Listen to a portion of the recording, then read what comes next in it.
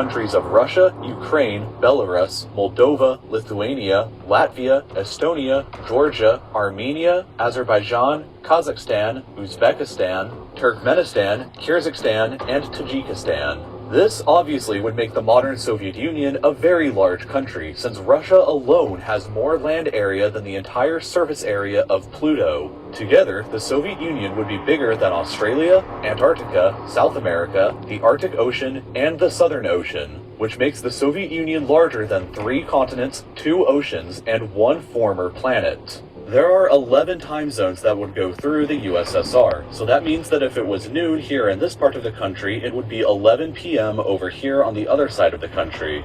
The Soviet population would be a very large 294,837,000 people, which would place the Soviet Union in 4th place in terms of population behind the United States. This is interesting because the Soviet population in 1991 was almost the same as it would be now at 293,048,000 people, which shows just how greatly the population in the region has been stagnant recently. The American population at the same time in 1991 was 248,710,000 people, which was smaller than the Soviets. But in the time since, the American population has greatly increased to nearly 319 million people. A majority of the people living inside the USSR would be ethnic Russians at about 46% of the population, with sizable minorities of Ukrainians, Uzbeks, and over 100 other ethnic groups.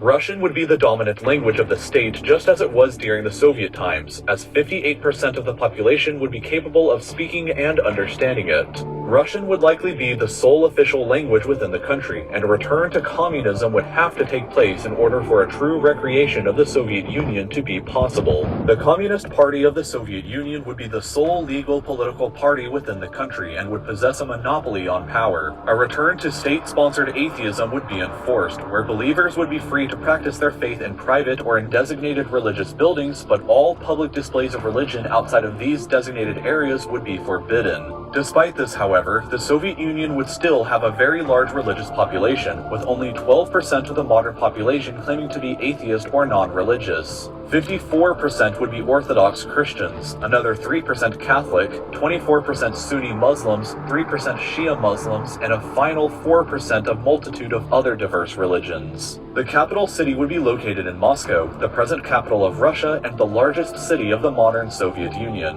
To add up to the top 5 largest cities in the country, we would add St. Petersburg, which would be renamed back to Leningrad, as well as Kiev, Tashkent, and Minsk. The Soviet economy would be pretty large at 2.034 trillion US dollars, placing it as the 8th largest economy in the world. Russia currently is the 12th largest world economy, so the Soviet Union would jump ahead of countries like South Korea and Canada, but remain stuck behind India and France. The GDP per capita inside the country would be fairly low at just $6,899 per person, which would place the USSR all the way down at 76th place ahead of Bulgaria but behind China. This somewhat large economy would, however, greatly support the Soviet military with a budget of 80.4 billion US dollars, the 4th largest budget in the world behind Saudi Arabia, China, and the United States. What the Soviets would lack in funds, however, they would make up for in sheer size with a force of 1,436,000 active duty soldiers, the 2nd highest number in the world behind China. But the USSR would have an additional 2,884,000 soldiers placed in reserves, giving the Soviet military a potential size of 4,320,000 soldiers in the event of mobilization,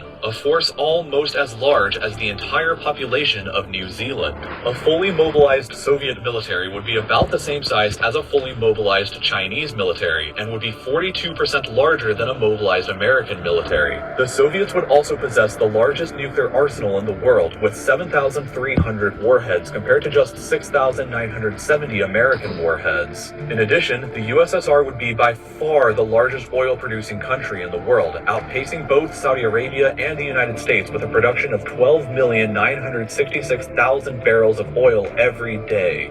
If we get a little more ambitious with this and decide to add all of the former territory that once belonged to the older Russian Empire into the modern Soviet Union, some interesting things begin to happen. To do this, we would add all of Finland, a very large chunk of Poland including the capital Warsaw, and all of Alaska. Doing this would raise the Soviet population up to 313,496,000 people, which would be nearly equal to the United States.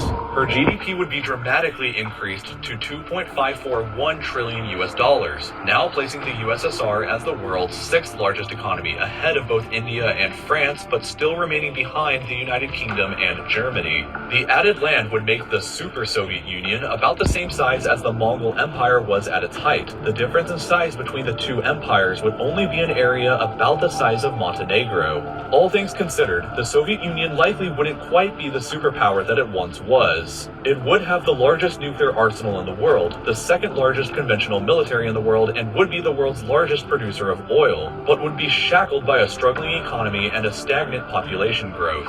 The United States and NATO would almost certainly be hostile to a resurgent Soviet Union, so the USSR would have to seek allies elsewhere in Asia and Africa. It would likely be the cause for resuming the Cold War, or the start of a Cold War II that could have global consequences. The Soviet Union's very geography would likely determine how she would interact